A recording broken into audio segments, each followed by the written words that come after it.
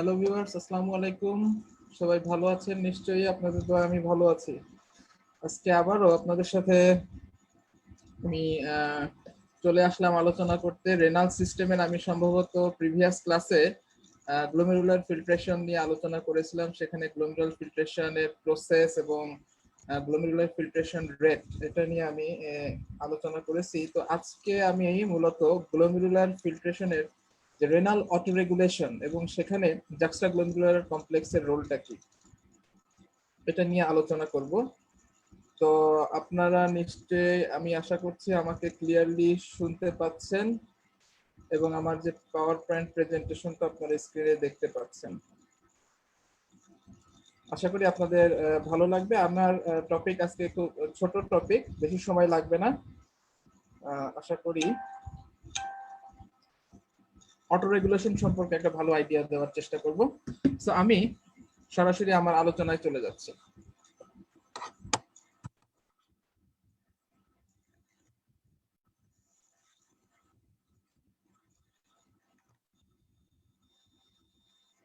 Hello, আমাকে যদি clear শোনা যায় এবং দেখা যায়, একটু কমেন্ট বক্সে আপনাদের ফিডব্যাকটা দিতে পারেন, তাহলে আমি শিওর হব যে এভরিথিং ইজ ওকে। হ্যাঁ, আমার মনে হয় ঠিক আছে। আমার ভয়েসটা কি ক্লিয়ার?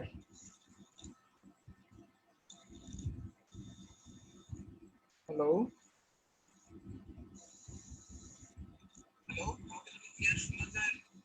ওকে ফাইন, আমার মনে হয় এভরিথিং ইজ ওকে। ওকে, তো আসলে গ্লোমেরুলার ফিল্ট্রেশন এবং যে রেনাল ব্লাড ফ্লো, জিএফআর আমরা জানি 125 ml per minute, এবং রেনাল ব্লাড ফ্লো আমরা জানি যে 20% of the cardiac output. So এই কনস্ট্যান্ট জিএফআর মেনটেন করার জন্য কিন্তু কন্টিনিউয়াস যে রেনাল ব্লাড ফ্লো এটাকেও মেনটেন করতে হবে। কারণ হচ্ছে যদি ব্লাড ফ্লোটা চেঞ্জ হয়ে যায়, সেখানে জিএফআর যদি ভ্যারি করে, তাহলে কিন্তু আলটিমেটলি জিএফআর যদি বেড়ে যায়, তাহলে কিন্তু ইউরিনের সাথে ওয়াটার এবং ইলেকট্রোলাইট যদি এক্সেসিভ লস হয়, সেক্ষেত্রে কিন্তু ভলিউম ডিপ্লিশন সহ ইলেকট্রোলাইট ইমব্যালেন্স এগুলো হতে পারে। কারণ আমরা জানি কিন্তু কিডনি কিন্তু এই ঘটনাগুলো ঘটতে দেবে না। Kidney is very smart and very much efficient to maintain a constant rate of glomerular filtration and constant rate of blood flow. এখন কিডনির যে ইন্ট্রিনসিক মেকানিজম আছে, যে মেকানিজমের সাহায্যে কিডনি এটা মেনটেন করে, সেটা হচ্ছে অটো রেগুলেশন। তো যাই হোক, অটো রেগুলেশন সম্পর্কে আমি আজকে ডিটেল কথা বলবো। তো অটো রেগুলেশন বুঝতে হলে আমাদেরকে ফার্স্ট যেটা বুঝতে হবে সেটা হচ্ছে actually juxtaglomerular apparatus, that is the key player. এই জাক্সটাগ্লোমেরুলার অ্যাপারেটাস সম্পর্কে আমাদের একটু জানতে হবে, তাহলে আমরা খুব ইজিলি অটো রেগুলেশন সম্পর্কে বুঝতে পারবো। তো দেখা যাক, হোয়াট ইজ জাক্সটাগ্লোমেরুলার অ্যাপারেটাস। এটা একটা স্পেশালাইজড অর্গান বা আমরা কমপ্লেক্স স্ট্রাকচার বলতে পারেন, যেটা লোকেশন বা সিচুয়েশন বলা যায় যে নেয়ার দা গ্লোমেরুলাস, যে কারণে আসলে বলা হচ্ছে জাক্সটা। জাক্সটা মিন্স নেয়ার। এখানে যদি ফিগারটা খেয়াল করেন, এখানে খেয়াল করেন যে দিস ইজ দ্য অ্যাফারেন্ট আর্টেরিয়ল, দেন এটা বোম্যান্স ক্যাপসুলের ভিতরে মাল্টিপল ক্যাপিলারি টাফ ফর্ম বা নেটওয়ার্ক তৈরি করলো, দেন ইফারেন্ট আর্টেরিয়ল হয়ে চলে গেল। সো এই অ্যাফারেন্ট আর্টেরিয়ল এবং দেখেন এই রেনাল টিউবুলের যে distal part, specially the terminal portion of the ascending limb of loop of Henle এবং some part of the DCT that comes in very close contact with the afferent and efferent arteriole, but especially with the efferent arteriole. So some part of the distal tubule and the afferent arteriole, they comes in very close contact and forms a special structure or organ, a very complex structure that is known as juxtaglomerular apparatus or juxtaglomerular complex. তো যাই হোক, আমরা এটা আরো detail দেখবো।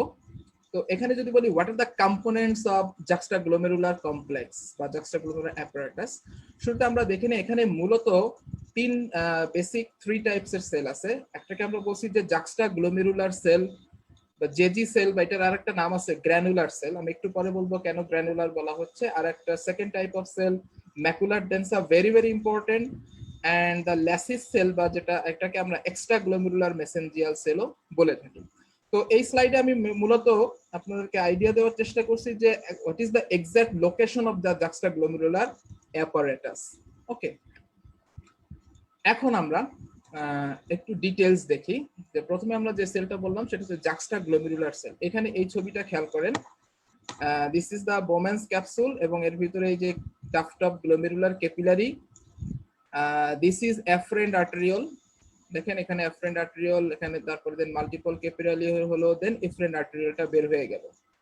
এবং এখানে যে ডিস্টাল টিউবুলের একটা part that comes in very close, আমি বলবো যে they are in physical contact, they are opposed together to contact physical। হ্যাঁ, এই এফারেন্ট আর্টেরিওলের যেই পার্টটা এই ডিস্টাল টিউবুলের খুব ক্লোজ কন্ট্যাক্টে আছে, এখানে যদি খেয়াল করেন এদের যে টিউনিকা মিডিয়া এবং অ্যাডভেন্টেশিয়াতে কিছু স্পেশাল টাইপের স্মুথ মাসেল সেল দেখা যাচ্ছে। এখানে দেখেন বড় বড়, হ্যাঁ, যেটা কিন্তু অন্য স্মুথ মাসেল সেল থেকে দেখেন এই যে পাশে এগুলো হচ্ছে ইউজুয়াল, বাট এখানকার স্মুথ মাসেল সেলগুলো একটু স্পেশাল। হ্যাঁ, আর কাছাকাছি দেখেন তারা টাইটলি প্যাকড আছে এবং এদের ভিতরে স্পেশাল কিছু গ্র্যানিউলস থাকে। হ্যাঁ, যে কারণে যেটাকে বলা হচ্ছে রেনিন কন্টেইনিং গ্র্যানিউলস। হ্যাঁ, এবং এই কারণে এই সেলগুলোর আরেকটা নাম আছে, সেটা হচ্ছে গ্র্যানুলার সেল। তাহলে আমরা কি বলবো যে জেজি সেল বলতে আমরা কি বুঝি? জেজি সেল তাহলে আমরা বলবো modified vascular smooth muscle sell in the tunica media of mainly afferent arteriole in close proximity of the distal tubule. Not আমি afferent arteriole এর সব জায়গায় কিন্তু এই জেজি সেল থাকবে না। যে অংশটা ডিস্টাল টিউবুলের ক্লোজ প্রক্সিমিটিতে আসছে সেখানকার স্মুথ মাসেল সেলগুলা তারা মডিফাইড হয়ে স্পেশাল টাইপ অফ সেল তৈরি করছে, যাদেরকে আমরা আসলে বলতেছি যে জাক্সটাগ্লোমেরুলার সেল, জেজি সেল, অথবা অনেকে শুধু গ্র্যানুলার সেলও বলতে পারেন। গ্র্যানুলার বলার কারণ অলরেডি বলছি, এই সেলের ভিতরে রেনিন কন্টেইনিং গ্র্যানিউলস থাকে। আর বুঝতেই পারছেন রেনিন একটা প্রোটিন, তার মধ্যে এর ভিতরে প্রচুর পরিমাণে কিন্তু এন্ডোপ্লাজমিক রেটিকুলাম, গোলজি অ্যাপারেটাস এবং মাইটোকন্ড্রিয়া আছে। ওকে ওকে ফাইন। নাও যেটা অলরেডি বলেছি, the cells have renin containing granules, এইজন্য তাদের অ্যাপিয়ারেন্সটা গ্র্যানুলার, যে কারণে গ্র্যানুলার সেল বলা হয়। এবং আরেকটা ইম্পর্টেন্ট হচ্ছে they are richly supplied by sympathetic noradrenergic fibers, হ্যাঁ, and function as a tension receptor or baroreceptor হিসেবে কাজ করে। তাহলে baroreceptor মানে কি? baroreceptor কিন্তু স্ট্রেচিং হইলে বা প্রেসার পড়লে baroreceptor স্টিমুলেটেড হয়। সো তারা কিন্তু এই baroreceptor-এর মতো কাজ করছে। হ্যাঁ, তাদের উপরে যদি স্ট্রেচ পড়ে, হ্যাঁ, তাহলে কিন্তু এখানে আলটিমেটলি ডাইলেটেশন হবে। আবার এখানে বিটা 1 রিসেপ্টর আছে, যেখানে কিন্তু নরএপিনেফ্রিন, এই যে অলরেডি বলেছি যে সিম্প্যাথেটিক নরএড্রেনার্জিক ফাইবার, নরএপিনেফ্রিন সিক্রেশন হলে এই বিটা 1 রিসেপ্টরকে স্টিমুলেশন করবে এবং এখান থেকে রেনিন, এই যে গ্র্যানিউলসের ভিতরে রেনিন আছে, রেনিন সিক্রেশন করবে। ওকে, তো যাই হোক, বেসিক্যালি আমরা আন্ডার গ্রাজুয়েট স্টুডেন্টরা যখন পরীক্ষা দেবে তখন যেটা দ্য মোস্ট ইম্পর্টেন্ট ফাংশন যেটা মেনশন করাই লাগবে সেটা হচ্ছে JG cell secrete renin and ultimately renin activate the renin angiotensin system, যেটার সাথে আমরা অলরেডি পরিচিত। তো এটা নিয়ে আমরা পরে আলোচনা করব। So that's all about JG cell. এখন আমরা চলে আসি যে সেকেন্ড টাইপ অফ সেল, যেটা হচ্ছে ম্যাকুলার ডেন্সা সেল। ম্যাকুলার ডেন্সা সেল এরা আসলে ডিস্টাল টিউবুলার সেল। ওকে, এরাও দেখা যাচ্ছে, দেখেন এই ডিস্টাল টিউবুলের যেই পোর্শনটা অ্যাফারেন্ট এবং ইফারেন্ট আর্টারিওলের ক্লোজ প্রক্সিমিটি বা ক্লোজ কন্ট্যাক্টে আছে, সেই পোর্শনের সেলগুলা তারা কিন্তু একটু স্পেশাল অ্যারেঞ্জমেন্টে আছে। দে আর বলা, দেখেন ডেন্সলি প্যাকড, খুব পাশাপাশি খুব টাইটলি প্যাকড আছে এবং সেলগুলা কিন্তু একটু কলামনার টাইপ হয়ে গেছে। দেখেন নরমালি এটা কিউবয়েডাল থাকে, এখানে লম্বা লম্বা হয়ে গেছে। আচ্ছা, এবং এই সেলগুলাকে কেমোরিসেপ্টর হিসেবে কাজ করে এই ম্যাকুলার ডেন্সা সেল। এই সেলগুলোর নামই আসলে ম্যাকুলার ডেন্সা সেল। তাহলে আগে বলি যে ম্যাকুলার ডেন্সা সেল আসলে কারা? এরা আসলে টিউবুলার এপিথেলিয়াল সেল। ওকে, কোন পোর্শনের?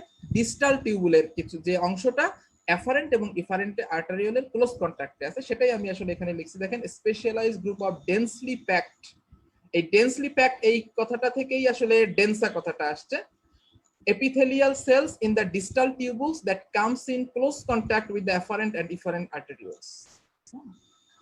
আচ্ছা, এই ম্যাকুলার ডেন্সা কিন্তু খুবই ইম্পর্টেন্ট। জাক্সটাগ্লোমেরুলার অ্যাপারেটাসের স্ট্রাকচারে এই ম্যাকুলার ডেন্সা এবং জেজি সেল, এই দুইটা সেল নিয়ে হচ্ছে মেইনলি ইম্পর্টেন্ট। আমি অলরেডি বলেছি এই সেলগুলো কেমোরিসেপ্টরের মতো কাজ করে। কেমোরিসেপ্টর কারা? যে সমস্ত sell they are sensitive to change in chemical composition of fluid. যেমন আমরা দেখেছি যে সেন্ট্রাল কেমোরিসেপ্টর মেডুলাতে আছে, যেখানে সিএসএফ এর যদি পিএইচ চেঞ্জ হলে তারা খুব সেনসিটিভ। দেন পেরিফেরাল কেমোরিসেপ্টর আমরা দেখেছি রেসপিরেটরি সিস্টেমে, তাই না, অ্যাওর্টিক বডি, ক্যারোটিড বডিতে তারা দেখা যাচ্ছে carbon die oxide, hydrogen ion concentration, অক্সিজেনের পার্শিয়াল প্রেসার, এগুলো চেঞ্জ হলে এই সেলগুলো কিন্তু স্টিমুলেটেড হচ্ছে। কিন্তু ম্যাকুলার ডেন্সার সেল এগুলাও কেমোরিসেপ্টর হিসেবে কাজ করবে, কারণ they are sensitive to change in chemical composition of the tubular fluid. Especially they are sensitive to change in sodium chloride concentration. Okay, এবং ডিস্টাল টিউবুল দিয়ে যখন ফ্লুইডটা ফ্লো হবে, এই ফ্লো রেট, হ্যাঁ, এই rate of flow of fluid through the distal tubule, this macular densa can sense this change in either rate in fluid, tubular fluid, or change in sodium chloride concentration. Okay, so আমরা এদেরকে বলতে পারি the chemoreceptor বা sensor বলতে পারি। কি sense করতে পারে? they can sense the change of sodium chloride concentration in the tubular fluid. They can sense the change of rate of flow of fluid through the distal tubule. যেমন দেখেন GFR rate যদি কম বেশি হয় তাহলে কিন্তু flow distal tubule দিয়ে যে ফ্লুইডের যে ফ্লো সেটাও কিন্তু চেঞ্জ হবে বা কম বা বেশি হবে। বাট যেটাই হোক, this macular densa is very smart, they can detect this change. Okay, so ultimately এই ম্যাকুলার ডেন্সা এই চেঞ্জটাকে ডিটেক্ট করার পরে সে যে মেইন কাজটা করে সেটা একটা ফিডব্যাক দিবে, যে ফিডব্যাকটার নাম হচ্ছে টিউবুলো গ্লোমেরুলার ফিডব্যাক, যেটা নিয়ে আমি আজকে কথা বলবো পরে। এখান থেকে সে এই সিগন্যালটা কোথায় পাঠায় দেবে? এই যে অ্যাফারেন্ট আর্টেরিওলের যে জেজি সেল এবং স্মুথ মাসেল সেল, সেখানে সে একটা সিগন্যাল দিবে, যেটাই আসলে যেটাকে আমরা টিউবুলো গ্লোমেরুলার ফিডব্যাক বলছি, এবং সেই অনুপাতে অ্যাফারেন্ট আর্টেরিওল রেসপন্স করবে। হ্যাঁ, এই জন্য বলা হচ্ছে টিউবুলো গ্লোমেরুলার ফিডব্যাক। সো আমরা যদি পরীক্ষাতে জিজ্ঞেস করি যে ম্যাকুলার ডেন্সার ফাংশন কি, আমরা প্রথমেই বলতে পারি এটা একটা কেমোরিসেপ্টর হিসেবে কাজ করে। কেন কেমোরিসেপ্টর? কারণ সোডিয়াম ক্লোরাইডের কনসেন্ট্রেশন চেঞ্জ হলে তারা ডিটেক্ট করতে পারছে, এবং তারা rate of flow of fluid through the distal tubule সেটাকেও তারা ডিটেক্ট করতে পারছে। হ্যাঁ, সো তারা সেন্সর হিসেবে আমরা বলতে পারি they can act as a sensor, এবং তাদের মেইন রোল হচ্ছে এই টিউবুলো গ্লোমেরুলার ফিডব্যাক মেকানিজমে, যেটা আমরা ডিটেইল আজকে আলোচনা করব। তো যাক, ম্যাকুলার ডেন্সার সম্পর্কে আমরা একটা আইডিয়া পেলাম। এখন আমরা থার্ড টাইপ অফ সেল, যেটাকে আমরা বলছি ল্যাসিস সেল বা আমরা এক্সট্রা গ্লোমেরুলার মেসেঞ্জিয়াল সেল বলেছি। দেখেন এই যে ইফারেন্ট আর্টেরিওল এবং এই ডিস্টাল টিউবুল, এই তিনটা বাউন্ডারির মাঝখানে একটা ট্রায়াঙ্গুলার এরিয়া আছে। এই এরিয়াতে কিছু ইন্টারস্টিশিয়াল সেল থাকে, যাদেরকে আমরা বলছি এক্সট্রা গ্লোমেরুলার মেসেঞ্জিয়াল সেল। এই ধরনের সেল আমরা আগেও দেখেছি, যেটা হচ্ছে এই যে গ্লোমেরুলাসের ভিতরে ইন বিটুইন ক্যাপিলারিস, তাদেরকে আমরা বলছিলাম intra glomerular mesangial cell. But এখানকার গ্লোমেরুলার সেলগুলোকে আমরা বলবো মেসেঞ্জিয়াল সেলগুলোকে আমরা বলবো extra glomerular mesangial cells. Okay, বা এটার একটা নাম হচ্ছে ল্যাসিস সেল। এদের ফাংশন কি? এদের ফাংশনটা হচ্ছে mainly this cells relay signal from macular densa to the juxtaglomerular complex. কারণ দেখেন এই ম্যাকুলার ডেন্সা থেকে সিগন্যাল যখন জাক্সটাগ্লোমেরুলার কমপ্লেক্সে, তার মাঝখানেই কিন্তু এই সেলগুলোর অবস্থান, ল্যাসিস সেল। সো তারা জাস্ট সিগন্যালটাকে রিলে করতেছে। ওকে, আরেকটা ইম্পর্টেন্ট ফাংশন যদি বলি, ইম্পর্টেন্ট না এখানে, আমি আসলে আজকের আলোচনায় এটা খুব একটা গুরুত্বপূর্ণ ইস্যু না, সেটা হচ্ছে this lacis cell secretes renin, especially in case of hyperactivity. Normally it is negligible, but hyperactive যদি কোনো কারণে হয়ে যায় সেক্ষেত্রে এরা কিছু সাম অ্যামাউন্ট রেনিন রিলিজ করতে পারে। তবে তাদের মেইন কাজ হচ্ছে ফ্যাগোসাইটিক অ্যাকশন আছে, তারা ইমিউন কমপ্লেক্সকে তারা কি করতে পারে? ফ্যাগোসাইটোসিস করতে পারে। ওকে, সো যাই হোক, তবে আজকের আলোচনায় ল্যাসিস সেলের মেইন কাজ হচ্ছে this cell relay signals from macular densa to the JG cell. Okay, তাহলে এখন আমরা চলে যাচ্ছি, তাহলে অ্যাজ এ হোল আমরা তো তিনটা ইন্ডিভিজুয়াল সেলের ফাংশন পড়লাম। এখন যদি আমাকে কেউ জিজ্ঞাসা করে, আচ্ছা what are the functions of juxtaglomerular apparatus, স্টুডেন্টরা পরীক্ষার হলে বলে sir release renin. It is correct, but this is not a smart answer. আমরা বলবো যে যাতে স্যার এই বিষয়ে আরো কিছু কোশ্চেন করার সুযোগ পায়, আমরা সেইভাবে অ্যান্সার দিব। হ্যাঁ, আমরা বলবো যে sir regulation of blood volume and pressure. ঠিক আছে, কিভাবে? রেগুলেশন অফ ব্লাড ভলিউম এবং প্রেসার কিভাবে করে মেনটেন করে সেই ব্যাপারে স্যার একটা প্রশ্ন করবেন, পরে একটা সুযোগ থাকলো। প্লাস আরেকটা ফাংশন আমরা বলবো regulation of glomerular blood flow and GFR, এটার একটা পয়েন্ট বলবো। তাহলে স্যারকে আমি কিন্তু আমার দুইটা পথ দেখাই দিলাম, এখন আপনি এই যে কোনো একটা লাইনে আসেন, এই আমাকে প্রশ্ন করতে পারেন। ওকে, সো আমরা শুরুতে যদি দেখি রেগুলেশন অফ ব্লাড ফ্লো এবং প্রেসার, আমরা জানি যে জাক্সটাগ্লোমেরুলার অ্যাপারাটাসের যে জেজি সেল তারা রেনিন সিক্রেট করে, এবং রেনিন আমরা জানি রেনিন এনজিওটেনসিন সিস্টেম। তো স্যার স্বাভাবিকই প্রশ্ন করতে পারে, আচ্ছা তুমি যে বললা ব্লাড ভলিউম প্রেসার রেগুলেশন করে কিভাবে, সাথে সাথে বলবেন স্যার এখানে যে রেনিন রিলিজ করে জেজি সেল, এই রেনিনের মাধ্যমে আমরা জানি রেনিন এনজিওটেনসিন সিস্টেমের মাধ্যমে এটা বডি ফ্লুইডের ভলিউম কন্ট্রোল করতে পারতেছে, প্লাস প্রেসারটাকে কন্ট্রোল করতে পারতেছে। যাই হোক, এরপরে যদি স্যার রেনিন এনজিওটেনসিন সিস্টেমে চলে যায় তো ভালো। তো আজকে আমি ওইদিকে যাব না, আজকে আমি নিয়ে আসতে চাচ্ছি regulation of glomerular blood flow and GFR. হ্যাঁ, এখানে এই ফাংশনটা মেইনলি করবে হচ্ছে ম্যাকুলার ডেন্সার সেল। দিস ম্যাকুলার ডেন্সার cell provide a feedback signal to the glomerulus, যেটা একটু আগে দেখাইছি যে ম্যাকুলার ডেন্সার, এই যে সোডিয়াম ক্লোরাইডের কনসেন্ট্রেশন যদি চেঞ্জ হয় বা ফ্লো অফ ফ্লুইড এটা যদি কোনো কারণে চেঞ্জ হয়, এখান থেকে একটা ফিডব্যাক সিগন্যাল কিন্তু ম্যাকুলার ডেন্সার সেটাকে, সেই চেঞ্জটাকে সেন্স করবে এবং একটা ফিডব্যাক সিগন্যাল কোথায় পাঠা দিচ্ছে, গ্লোমেরুলাসে। সেখানে গিয়ে আলটিমেটলি এফারেন্ট এবং ইফারেন্ট আর্টেরিওলার রেজিস্ট্যান্সকে কন্ট্রোল করার মাধ্যমে রেসপন্স করবে। এই জন্য বলা হচ্ছে টিউবুলো গ্লোমেরুলার ফিডব্যাক। এবং এই টিউবুলো গ্লোমেরুলার ফিডব্যাকটাই আসলে যে রেনাল যে অটো রেগুলেশন আমরা বলতেছি, যে auto regulation of the blood flow এবং জিএফআর, এটার মেইন মেকানিজমটাই হচ্ছে tubulo glomerular feedback. So thus they control constant glomerular filtration rate and also control the constant glomerular blood flow. Okay, so আমরা এই দুইটা হেডিং এর আন্ডারে আমরা এভাবে এক্সপ্লেইন করতে পারি। ওকে, এখন আমরা চলে যাচ্ছি মেইন আলোচনা। আজকে যেটা আমি পড়াতে চাই সেটা হচ্ছে renal auto regulation. So what is auto regulation? দেখেন, অটো রেগুলেশন আমরা হিউম্যান বিং ডেইলি, ধরেন আমি এক্সারসাইজ করছি, ধরেন আমার পোস্টার চেঞ্জ হচ্ছে, দেন ডিউরিং ডায়েট, বিভিন্ন কারণে হ্যাঁ আমাদের কিন্তু ব্লাড প্রেশারটা কিন্তু ফ্লাকচুয়েট করতে পারে। যদিও ব্লাড প্রেশার কন্ট্রোলের মেকানিজম আছে, তারপরেও ব্লাড প্রেশারটা কিন্তু ওঠানামা করতে পারে। কিন্তু বলা হচ্ছে যে ব্লাড প্রেশার বা মেইন আর্টেরিয়াল প্রেশার যদি 80 to 180 মিলিমিটার অফ মার্কারি এই রেঞ্জে ভ্যারিয়েশন করেও কিডনির ব্লাড ফ্লো এবং জিএফআর রেট যে 125 ml পার মিনিট, এটা চেঞ্জ হবে না, it will remain relatively constant. হ্যাঁ, কারণ কি, ধরেন আপনার যদি জিএফআর বেড়ে যায়, বেশি বেশি ফ্লুইড চলে গেল, ইলেকট্রোলাইট চলে গেল, তাহলে তো একটা ভলিউম ডিপ্লিশন, ইলেকট্রোলাইট ইমব্যালেন্স হতে পারে, তাই না? আবার যদি জিএফআরটা কোনো কারণে সিগনিফিকেন্টলি কমে যায়, তাহলে কি হবে, আপনার যে যেটাকে বলা হচ্ছে ওয়েস্ট প্রোডাক্ট রিমুভাল, র্যাপিডলি যে রিমুভ করতে হবে সেটা কিন্তু এফিশিয়েন্টলি রিমুভ হবে না, তখন বডিতে কিন্তু ওয়েস্ট প্রোডাক্ট অ্যাকুমুলেশন হবে। So it is very important, kidney knows how important this function is. Okay, so by any means kidney has to maintain its own blood flow at a constant rate and the filtration rate at a constant rate, that is 125 ml per minute. So your kidney is very smart and very much efficient. Okay, now তাহলে আমরা দেখি যে auto রেগুলেশনটা কিভাবে করে, mechanism আমরা ভিতরে যাচ্ছি। তার আগে বলে রাখি, এখানে যে অটো রেগুলেশনের রেঞ্জটা আমি বলেছি যে ব্লাড, এটা কিন্তু মেইন আর্টেরিয়াল প্রেসার, দেখা যাচ্ছে যে এই মেইন প্রেসারটা, পারফিউশন প্রেসারটা অলমোস্ট যে অ্যাফারেন্ট আর্টেরিওলার যে প্রেসারের অলমোস্ট সিমিলার। ওকে, তবে এই ভ্যালুটা বিভিন্ন বই, বুক টু বুক কিছু ভ্যারি আছে। হ্যাঁ, অসুবিধার কিছু নাই, কোনো জায়গায় 70 থেকে 190 লেখা আছে, এমনকি 200 পর্যন্ত লেখা আছে, আবার কোনো জায়গায় একটু কম লিখছে যে 60 থেকে 130। হ্যাঁ, তো এটা ব্যাপার না, মোটামুটি এই রেঞ্জে থাকবে। হ্যাঁ, আচ্ছা, এই রেঞ্জের বাইরে যখন চলে যাবে তখন আসলে অটো রেগুলেটরি মেকানিজম খুব একটা কাজ করবে না।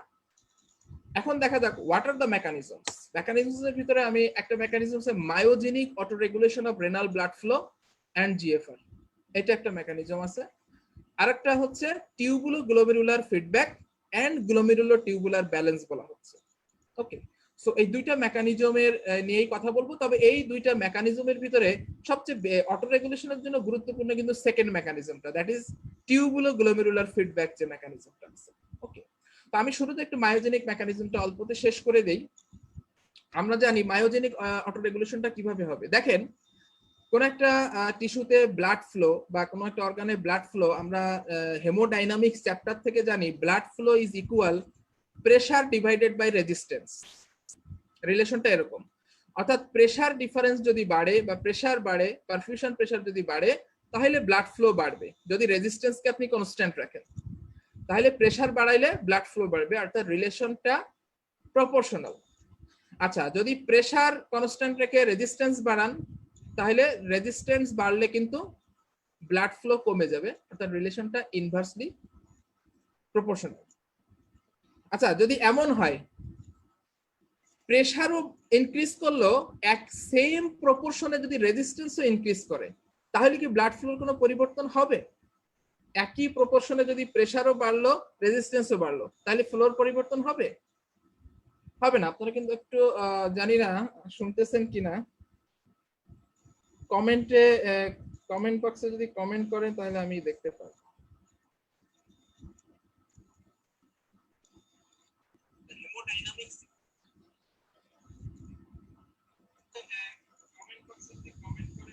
আচ্ছা, যাই হোক, যেটাই হোক, যদি প্রেসার এবং রেজিস্ট্যান্স দুইটা একই সাথে চেঞ্জ হয়, প্রেসারের যে চেঞ্জ হলো সেই অনুপাতে রেজিস্ট্যান্সও বেড়ে গেল, অথবা প্রেসার কমে গেল সেই একই অনুপাতে যদি রেজিস্ট্যান্সও ড্রপ করে, তাহলে কিন্তু আলটিমেটলি এই ব্লাড ফ্লোর উপর তেমন একটা সিগনিফিকেন্ট চেঞ্জ হবে না। ওকে, তাহলে আমরা একটু দেখি। ধরেন কোনো কারণে ব্লাড প্রেসার বেড়ে গেল, দেখেন এই যে প্রেসারটা বেড়ে গেল, হ্যাঁ, তাহলে পারফিউশন প্রেসার বেড়ে গেল, তাহলে increase perfusion pressure, increase flow through efferent arteriole দিয়ে ব্লাড ফ্লোটা বেড়ে যাচ্ছে। তাহলে কি হবে, এফারেন্ট আর্টারিওলে যখন ব্লাড ফ্লোটা বাড়বে তখন এফারেন্ট আর্টারিওলার ওয়ালে কি হবে, স্ট্রেচিং হবে, হ্যাঁ, স্ট্রেচটা ইনক্রিজ করবে। তাহলে স্ট্রেচটা যখন ইনক্রিজ করবে তখন এফারেন্ট আর্টারিওল কি করবে, ইন রেসপন্স সে কনস্ট্রিক্ট করবে, কারণ ডিউ টু স্ট্রেচিং এর কারণে ক্যালসিয়াম চ্যানেল ওপেন হবে। এই ক্যালসিয়াম সরাসরি আসলে ব্যাপারটা আমি যদি ডিটেল বলি, কিছু সোডিয়াম চ্যানেল ওপেন হওয়ার কারণে প্রথমে সোডিয়াম ঢুকবে, সোডিয়াম ঢুকে এটা ডিপোলারাইজেশন হবে। যখন ডিপোলারাইজেশন হবে তখন smooth muscle, smooth endoplasmic reticulum থেকে, এটা তো স্মুথ মাসেল তাই না, সেখানে স্মুথ এন্ডোপ্লাজমিক রেটিকুলাম থেকে ক্যালসিয়াম রিলিজ হবে, এবং ক্যালসিয়াম রিলিজ হওয়ার কারণে এই ভাস্কুলার স্মুথ মাসেলটা কনস্ট্রিক্ট করবে। হ্যাঁ, তাহলে স্ট্রেচিং এর কারণে আলটিমেটলি কি হলো, এই ক্যালসিয়াম ইনফ্লাক্স হয়ে ভাস্কুলার স্মুথ মাসেল কনস্ট্রিক্ট করলো, এবং দেখেন এখানে যে অ্যাফারেন্ট আর্টেরিওলটা কনস্ট্রিক্ট করলো। তাহলে যদি কনস্ট্রিকশন হয় তাহলে অ্যাফারেন্ট আর্টেরিওলার রেজিস্ট্যান্সও কি হবে, বেড়ে যাবে। তাহলে দেখেন শুরুতে প্রেসার বাড়ছিল, এখানে ফ্লো বাড়ছিল, বাট এর রেসপন্সে কিন্তু আপনার অ্যাফারেন্ট আর্টেরিওলার রেজিস্ট্যান্সটাও বেড়ে গেল। এই যে এখন রেজিস্ট্যান্স বেড়ে গেল, তাহলে প্রেসারও বেড়ে গেল, রেজিস্ট্যান্সও বেড়ে গেল। তাহলে আলটিমেটলি ব্লাড ফ্লোর কোনো পরিবর্তন হবে? তাহলে দেখেন এই যে ন্যারো অ্যাফারেন্ট আর্টেরিওল দিয়ে এখানে ব্লাড কম আসবে, সো এখানে কিন্তু প্রেসারটা ফল করবে এবং জিএফআরটা আবার আগের নরমাল ভ্যালুতে ফিরে আসবে। Increase afferent arteriolar resistance, blood flow remain constant or minimum change, ultimately GFR it will be maintained. আমি বোঝাতে পারলাম কিনা জানি না, আমি যে জিনিসটা বোঝানোর চেষ্টা করছি যে আসলে এখানে actually afferent arteriole is playing the role. যখনই এখানে ফ্লো বেড়ে গেছে, পারফিউশন প্রেসার বেড়ে গেছে, এই স্ট্রেচিং এর কারণে অ্যাফারেন্ট আর্টেরিওল কি করলো, কনস্ট্রিক্ট করলো, কনস্ট্রিক্ট করার কারণে এই যে অতিরিক্ত ব্লাড ফ্লো আসতেছিল সেটা আর আসতে পারলো না। হ্যাঁ, তার রেজিস্ট্যান্স বাড়াই দেওয়ার কারণে আলটিমেটলি ব্লাড ফ্লো যা ছিল সেটাই মেনটেন হবে এবং জিএফআরটাও সেম থাকবে। This is called myogenic autoregulation. ঠিক রিভার্স ঘটনাটা ঘটবে কখন, যদি কোনো কারণে ধরেন এখানে প্রেসারটা কমে গেল, কোনো কারণে পারফিউশন প্রেসার যদি কমে যায়, তখন কি করবে, এই অ্যাফারেন্ট আর্টেরিওলারও ডাইলেট করবে, তার মানে রেজিস্ট্যান্স কমে যাবে, অর্থাৎ এখানে প্রেসারও কমবে, রেজিস্ট্যান্সও কমবে। দুইটা যদি একই অনুপাতে কমে তাহলে ব্লাড ফ্লোর কোনো চেঞ্জ হবে না, blood flow will remain constant. But there is a physiological limit, ওই যে যেটা বলেছি যে 80 থেকে 180 এই রেঞ্জের মধ্যে যদি ফ্লাকচুয়েট করে কোনো কারণ, কিন্তু ইন কেস অফ শক, ধরো যেখানে মিন প্রেসার যে 60 নিচে নেমে চলে আসছে, তখন কিন্তু আর এই রেসপন্স কাজ করবে। ওকে, আচ্ছা, আরেকটা জিনিস বলি, যদিও আমি এখানে মায়োজেনিক অটোরেগুলেশনটা দেখাইছি যে জিএফআর জিএফআর কে অটোরেগুলেট করতেছে, কিন্তু এটা আসলে জিএফআর এর বেশি হচ্ছে কম হচ্ছে এটাকে আসলে সেন্স করতে পারে না। এই মেকানিজমটা আসলে মেইনলি প্রোটেকটিভ মেকানিজম, কারণ এখান দিয়ে যদি কোনো কারণে পারফিউশন প্রেসার অনেক বেড়ে যায় এবং অনেক বেশি ব্লাড গ্লোমেরুলার ক্যাপিলারি বেডে, এমনিতেই প্রেসার বেশি, এখানে যদি আরো বেশি প্রেসার বেড়ে যায় এই ক্যাপিলারি গুলো রাপচার হয়ে যাবে, ড্যামেজ হয়ে যেতে পারে। সো এই মেকানিজমটা আসলে কিন্তু একটা প্রোটেক্টিভ মেকানিজম হিসেবে কাজ করতেছে গ্লোমেরুলার ক্যাপিলারি বেডের জন্য। হ্যাঁ, এই জন্য অনেক সায়েন্টিস্ট বা ফিজিওলজিস্টই অটো রেগুলেশন অফ জিএফআর এখানে এই মায়োজেনিক মেকানিজমটা তারা শুনতে চায় না। হ্যাঁ, তো যা হোক, আমরা জাস্ট মেকানিজমটা জেনে রাখলাম। মেইন মেকানিজম হচ্ছে টিউবুলো গ্লোমেরুলার ফিডব্যাক মেকানিজম। আমরা চলে আসি। আচ্ছা, টিউবুলো গ্লোমেরুলার ফিডব্যাক মেকানিজম আলোচনা করতে চাই। শুরুতে আমরা একটু দেখে নেই যে ম্যাকুলার ডেন্সাটা আসলে কিভাবে সিগন্যালিং মেকানিজমটা কাজ করতেছে, তাহলে আমাদের বুঝতে সুবিধা হবে।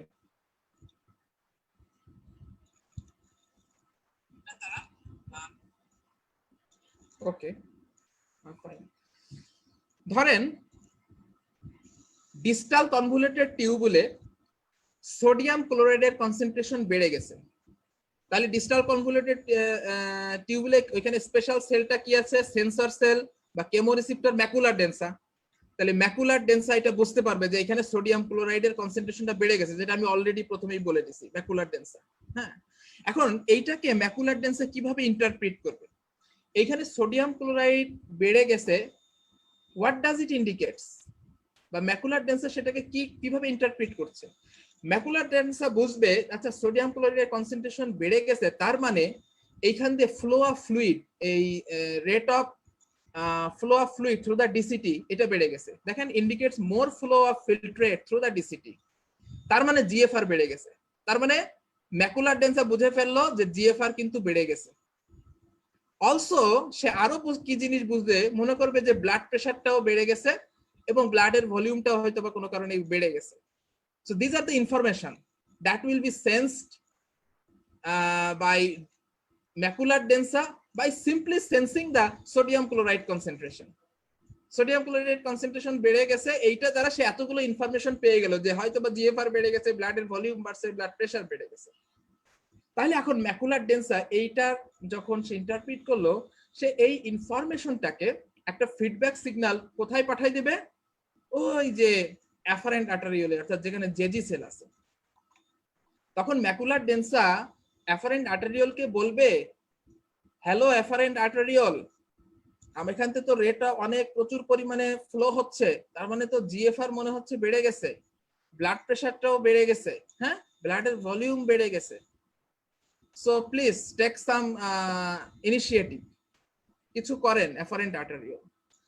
তখন কি করবে? দেখেন এই যে macular densa tells afferent arteriole to constrict. তখন অ্যাফারেন্ট আর্টেরিওলটা কি করবে? যেহেতু খবর আসছে যে জিএফআরটা বেড়ে গেছে, হ্যাঁ, ব্লাডের ভলিউম বেড়ে গেছে হয়তো বা প্রেসার বেড়ে, তাহলে আমাকে কি করতে হবে? এখন জিএফআরটাকে কমায়ে নরমাল রাখতে হবে। তাহলে afferent arteriole in response afferent আর্টেরিওলটা কনস্ট্রিক্ট করবে to reduce the GFR back to the baseline. তাহলে দেখছেন যে যখন সোডিয়াম ক্লোরাইড কনসেন্ট্রেশন বেড়ে গেল, কিভাবে ম্যাকুলার ডেন্সা থেকে সিগন্যালটা মেকানিজমটা কাজ করতেছে এবং হাউ অ্যাফারেন্ট আর্টেরিওলটা কি রেসপন্স করতেছে। ওকে, এবং আরেকটা জিনিস কি করবে? অ্যাফারেন্ট আর্টেরিওলের যে জেজি সেল, সেখান থেকে রেনিন রিলিজ করবে। সরি, রেনিন রিলিজটা কমে যাবে, কারণ রেনিন রিলিজ করলে তো আরো জিএফআর বাড়বে। আপনারা সবাই জানেন যে রেনিন অ্যানজিওটেনসিন 2 করলে এফারেন্ট আর্টেরিওল কনস্ট্রিক্ট করে, জিএফআর বাড়বে, কিন্তু জিএফআর তো অলরেডি বেড়ে গেছে, তাহলে রেনিন রিলিজ কি করবে? কমাইতে হবে। তাহলে রেনিন রিলিজটা ডিক্রিজ করলো। ওকে, এখন আমরা জাস্ট অপোজিট চিত্রটা যদি খেয়াল করি, ধরেন ডিসিটি তে ডিস্টাল পার্ট অফ দ্য নেফ্রনে সেখানে সোডিয়াম ক্লোরাইডের কনসেন্ট্রেশন কম, তাহলে এটা দ্বারা ম্যাকুলার ডেন্সা কি ইনফরমেশন পাবে? এক নম্বর ইনফরমেশন পাবে এখানে লেস, এই যে flow rate through the DCT এটা কমে গেছে, তার মানে সে ইনডাইরেক্টলি বুঝবে কোনো কারণে হয়তো জিএফআর কমে গেছে, লো জিএফআর, তার হয়তো বা কোনো কারণে ব্লাড প্রেশারটাও কমে গেছে এবং ব্লাডের ভলিউমটা কম। এতগুলো ইনফরমেশন সে পেয়ে গেল only by sensing the low sodium chloride concentration in the distal part of the nephron. তাহলে আবার সে কি করবে? সে এই সিগন্যালটা আবার ট্রান্সমিট করে দিল অ্যাফারেন্ট আর্টেরিওলে, যে ভাই আগের বার তো বলছিলাম জিএফআর বেড়ে গেছে, এবার কি করবেন? তাড়াতাড়ি কিছু করেন, জিএফআর তো কমে গেছে, ব্লাডের ভলিউম কম, ব্লাড পারফিউশন প্রেসার কমে গেছে, প্লিজ তাড়াতাড়ি কি করেন, অ্যাফারেন্ট আপনি ডাইলেটেশন হন যেন বেশি বেশি ব্লাড আসতে পারে। তাইলে অ্যাফারেন্ট আর্টেরিওলটা তখন ডাইলেট হবে এবং ডাইলেট করলে তখন গ্লোমেরুলার ক্যাপিলারিতে ব্লাড ফ্লোটা বাড়বে, হাইড্রোস্ট্যাটিক প্রেসার পাবে এবং জিএফআরটা বেড়ে আবার আগের নরমাল বেস লাইনে চলে আসবে, GFR back two base line. এটা আমি সংক্ষেপে অ্যাজ এ হোল বললাম যে আসলে কিভাবে সিগন্যালিং পাথওয়েটা বললাম।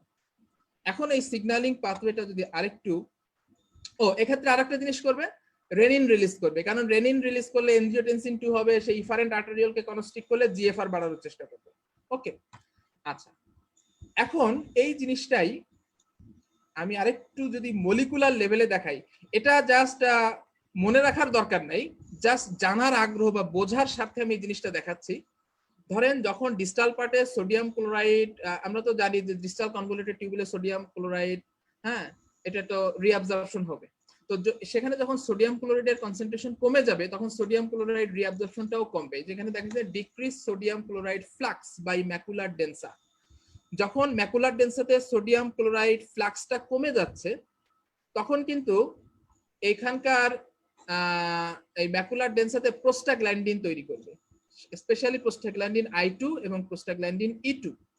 এবং এই প্রোস্টাগ্ল্যান্ডিন গুলো গিয়ে কি করবে, এফারেন্ট আর্টেরিওলে যে জেজি সেল আছে, জাক্সটাগ্লোমেরুলার সেল, সেখানে গিয়ে বাইন্ড করে সিগন্যাল দিবে এবং জেজি সেল থেকে তখন রেনিন রিলিজ করবে, হ্যাঁ, এবং এফারেন্ট আর্টেরিওলটা ডাইলেট করবে।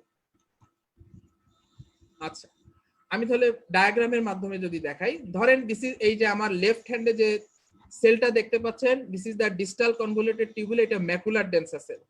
নরমালি যখন সোডিয়াম ক্লোরাইড ফ্লাক্স কম হয় তখন এখানে দেখেন এই ম্যাকুলার ডেন্সা সেলের ভিতরে যে আর্জিনিন একটা অ্যামাইনো অ্যাসিড থেকে এখানে নাইট্রিক অক্সাইড হলো, এবং নাইট্রিক অক্সাইড আর একটা এনজাইমকে এনহ্যান্স করতেছে, সেটা হচ্ছে সাইক্লো অক্সিজেনাস এনজাইম 2 বা COX-2 বলি। এই COX-2 আলটিমেটলি আবার প্রোস্টাগ্ল্যান্ডিন সিনথেসিসকে স্টিমুলেট করতেছে। তাহলে দেখেন এই যে প্রোস্টাগ্ল্যান্ডিন I2 এবং E2 যেটার কথা আমি বললাম, তাহলে ম্যাকুলার ডেন্সা সেল থেকে এই প্রোস্টাগ্ল্যান্ডিন রিলিজ হলো, রিলিজ হয়ে দেখেন সে আলটিমেটলি ল্যাসিস সেল হয়ে কোথায় চলে আসলো, এই জাক্সটাগ্লোমেরুলার সেল, এফারেন্ট আর্টেরিওলে যে জাক্সটাগ্লোমেরুলার সেল, সেখানে এসে কি করতেছে দেখেন, এইখানে প্রোস্টাগ্ল্যান্ডিনের জন্য রিসেপ্টর আছে, এই যে পিজিআর রিসেপ্টর, এটার সাথে বাইন্ড করলো, বাইন্ড করলে এখানে জিএস একটা স্টিমুলেটরি প্রোটিন আছে, তাকে স্টিমুলেট করবে এবং আলটিমেটলি এটিপি কে ভেঙে ভেঙে সাইক্লিক এমপি তৈরি করবে। এবং সেলের ভিতরে, এই জেজি সেলের ভিতরে যখন সাইক্লিক এমপির পরিমাণ বেড়ে যাবে তখন ওই যে এর ভিতরে যে গ্র্যানিউল গুলি আছে, রেনিন কন্টেইনিং গ্র্যানিউলস, সেই গ্র্যানিউলস গুলো থেকে রেনিন রিলিজ হয়ে এই যে রেনিন ব্লাডে চলে আসলো। That is the pathway. এটা কখন হবে, যখন লেস সোডিয়াম ক্লোরাইড থাকবে in the distal part of the nephron. Okay, আচ্ছা, এখন অপোজিট ঘটনা যদি আমরা চিন্তা করি, যখন সোডিয়াম ক্লোরাইড বেশি থাকতেছে, তাহলে দেখেন এই যে দেখেন প্রচুর পরিমাণে সোডিয়াম ক্লোরাইড ম্যাকুলার ডেন্সাতে ঢুকতেছে, এখানে একটা কো ট্রান্সপোর্ট মেকানিজম আছে, সোডিয়াম ক্লোরাইড পটাশিয়াম কো ট্রান্সপোর্ট। ওকে, আচ্ছা, এই আবার এই ব্যাসোল্যাটারাল মেমব্রেনে সোডিয়াম পটাশিয়াম এটিপিএজ আছে, তাহলে যেহেতু এখান থেকে সোডিয়াম ক্লোরাইড ট্রান্সপোর্ট বেড়ে গেছে, যেহেতু সোডিয়াম ক্লোরাইড ট্রান্সপোর্ট এটা তো অ্যাক্টিভ ট্রান্সপোর্ট, তার মানে এই যে এই এটিপিএজ এনজাইমটা অ্যাক্টিভিটিটা বাড়বে, এখানে এটিপি হাইড্রোলাইসিসটা বেশি হবে। এটিপি হাইড্রোলাইসিস যদি বেশি হয়, এখানে দেখেন এটিপি থেকে আলটিমেটলি এডিপি, সেখান থেকে অ্যাডিনোসাইন তৈরি হবে। তাহলে অ্যাডিনোসাইনটা কখন তৈরি হলো, যখন এই সোডিয়াম ক্লোরাইড ফ্লাক্স বা এই সোডিয়াম ক্লোরাইড কনসেন্ট্রেশনটা বেড়ে গেছে, তখন কিন্তু এই বেশি বেশি এডিপি ফর্মেশন হচ্ছে এবং এটিপি থেকে অ্যাডিনোসাইন তৈরি হচ্ছে।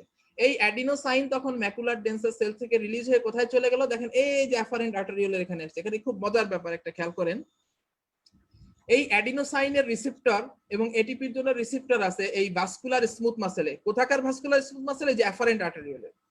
এখানে এসে এরা বাইন্ড করলো, বাইন্ড করার পরে দেখেন এখানে ক্যালসিয়াম ইনফ্লাক্স হবে এবং ক্যালসিয়াম ইনফ্লাক্স হওয়ার কারণে এই ভেসেলটা কি করবে, কনস্ট্রিকশন করবে, অ্যাফারেন্ট আর্টেরিওলার কনস্ট্রিকশন। তাহলে একটা রেসপন্স হলো অ্যাফারেন্ট আর্টেরিওলার কনস্ট্রিকশন।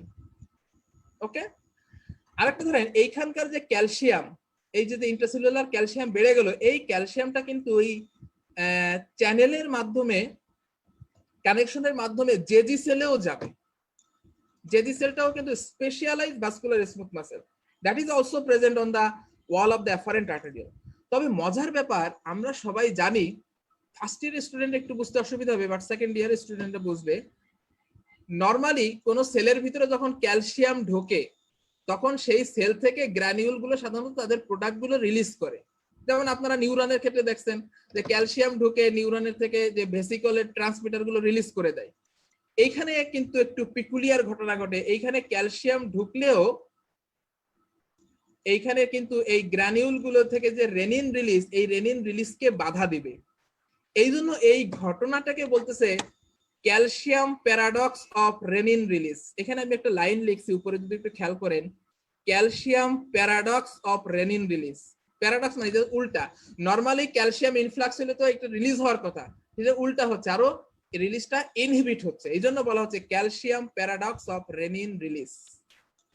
ওকে, এবং যেহেতু এইখানে যে আগের বার বলছিলাম সোডিয়াম ক্লোরাইড কম থাকলে প্রোস্টাগ্ল্যান্ডিন যে পাথওয়ে সেটা কিন্তু এখন আর কাজ করতেছে না, অর্থাৎ সাইক্লিক এমপিও বাড়তেছে না, এই কারণে রেনিন কিন্তু আর রিলিজ হচ্ছে না, কিন্তু ভ্যাসোকনস্ট্রিকশন রেসপন্স হচ্ছে। তাহলে বোঝা গেল সোডিয়াম ক্লোরাইডের কনসেন্ট্রেশন বেড়ে গেলে রেসপন্সটা কি হচ্ছে, ভ্যাসোকনস্ট্রিকশন হচ্ছে, অ্যাফারেন্ট আর্টেরিয়াল কনস্ট্রিকশন হবে এবং রেনিনটা রিলিজ কমে যাবে। আর যদি সোডিয়াম ক্লোরাইড কনসেন্ট্রেশন কম থাকে তাহলে ম্যাকুলার ডেন্সা থেকে প্রোস্টাগ্ল্যান্ডিন যে সিগন্যালিং পাথওয়ে সেটা কাজ করবে, সেটা কাজ করলে রেনিন বেশি বেশি রিলিজ হবে আর অ্যাফারেন্ট আর্টেরিয়লটা ডাইলেট হবে। বোঝা গেল? এই যে সিগন্যালিং পাথওয়েটা আমি বোঝানোর চেষ্টা করছি, এইটা যদি আপনারা আমি বোঝাতে পারি তাহলে এখন যে টিউবুলো গ্লোমেরুলার ফিডব্যাক আমাদের সব বইতে যে ফ্লো চার্টটা দেওয়া আছে সেটা আমাদের বুঝতে খুব সুবিধা হবে। তাহলে এখন খেয়াল করে আমরা একটু দেখি। ধরেন কোনো কারণে আর্টেরিয়াল প্রেসার বা ব্লাড ভলিউম বা রেনাল ব্লাড ফ্লো কমে গেছে, যদি কমে যায় তাহলে দেখেন গ্লোমেরুলার হাইড্রোস্ট্যাটিক প্রেসার কমবে। কোনো সন্দেহ আছে? সন্দেহ নাই। যদি হাইড্রোস্ট্যাটিক প্রেসার কমে তাহলে জিএফআর কমে যাবে। ওকে, জিএফআর কমে যাবে।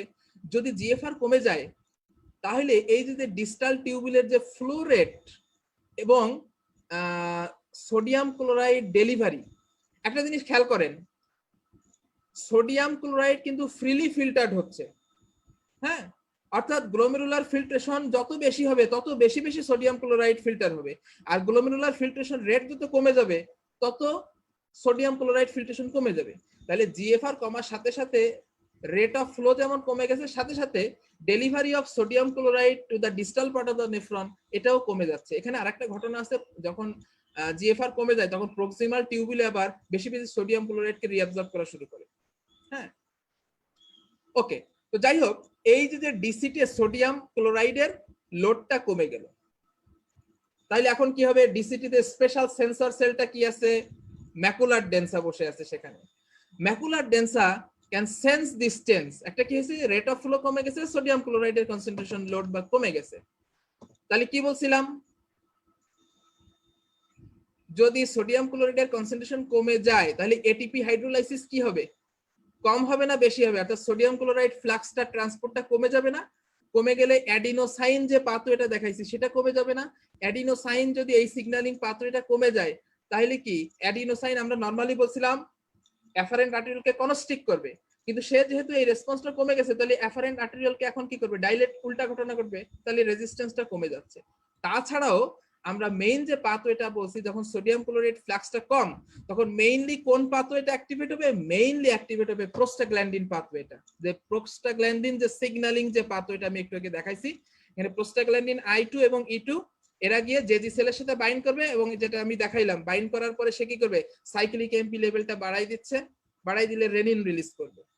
রেনিন রিলিজ দিচ্ছে। আর প্রোস্টাগ্ল্যান্ডিন E2 I2 এরা তো এমনিতে কি করবে, অ্যাফারেন্ট আর্টেরিওলার ডাইলেটেশন করবে।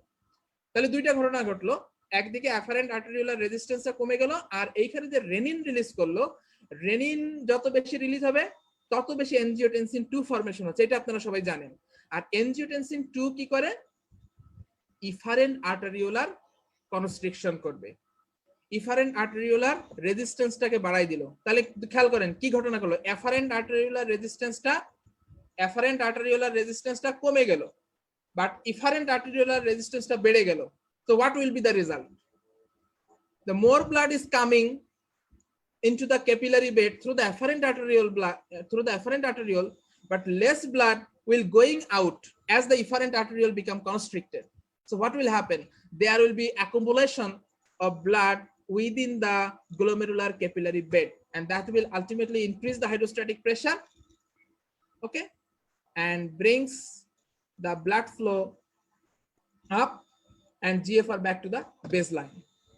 So that is how this tubuloglomerular feedback mechanism is working, and that is how this macula densa is playing the key role in this signaling mechanism. Okay, তাহলে এইটা যদি আমরা বুঝি তাহলে রিভার্স ঘটনাটাও আমরা বুঝবো। ওকে, ধরেন জাস্ট উল্টাটা, কোনো কারণে আর্টেরিয়াল প্রেসার বেড়ে গেছে বা ব্লাডের ভলিউম বেড়ে গেছে বা রেনাল ব্লাড ফ্লোটা বেড়ে গেছে, তাহলে কি হবে? তাহলে হাইড্রোস্ট্যাটিক এই রেনাল ব্লাড ফ্লোটা বাড়ার কারণে কি হলো? পারফিউশন প্রেসার বেশি বেশি পারফিউশন হবে, ব্লাড ফ্লো বাড়বে, হাইড্রোস্ট্যাটিক প্রেসার বাড়লো। তাহলে এখানে কিন্তু উল্টাটা হবে, জিএফআর বাড়বে। জিএফআর যদি বাড়ে তাহলে কিন্তু এই ডিস্টাল টিউবুল দিয়ে ফ্লো রেটটা বেড়ে যাবে, বেড়ে গেলে সোডিয়াম ক্লোরাইডের ডেলিভারি ইন দ্য ডিসিটি সেটাও বেড়ে যাবে। তাহলে এইবার ম্যাকুলার ডেন্সার কি দেখবে যে আরে সোডিয়াম ক্লোরাইড বেড়ে গেছে, তার মানে কি জিএফআর বেড়ে গেছে। তখন এই ম্যাকুলার ডেন্সারে সোডিয়াম ক্লোরাইড বেশি বেশি রিঅ্যাবজর্ব হবে, হলে কি হবে? এই অ্যাডিনোসাইন পাথওয়েটা তখন আপার হ্যান্ড নেবে। আর অ্যাডিনোসাইনটা যদি বেশি বেশি সিক্রেশন হয়, তাহলে এই সিগন্যালিং পাথওয়েটা যদি আপার হ্যান্ড নেয় তাহলে কি হবে? অ্যাডিনোসাইন কি বলছিলাম, অ্যাফারেন্ট আর্টেরিওলের ভাস্কুলার স্মুথ মাসল সেখানে রিসেপ্টর, সেখানে গিয়ে কনস্ট্রিকশন করবে এবং রেনিন রিলিজকে কমাই দিবে। ওকে, তাহলে আলটিমেটলি অ্যাফারেন্ট আর্টেরিওল যদি কনস্ট্রিক্ট করে আর দিক দিয়ে রেনিন রিলিজ কমে যায়, তাহলে আলটিমেটলি আবার কি হবে? ব্লাড ফ্লো টু দা গ্লোমেরুলাই কমে যাবে এবং জিএফআরটা কমে আবার নরমালে চলে আসবে। ওকে, so that is how this tubulo-glomerular feedback mechanism operates to maintain the constant renal blood flow and GFR. আমার মনে হয় আমি বোঝাতে সক্ষম হয়েছি।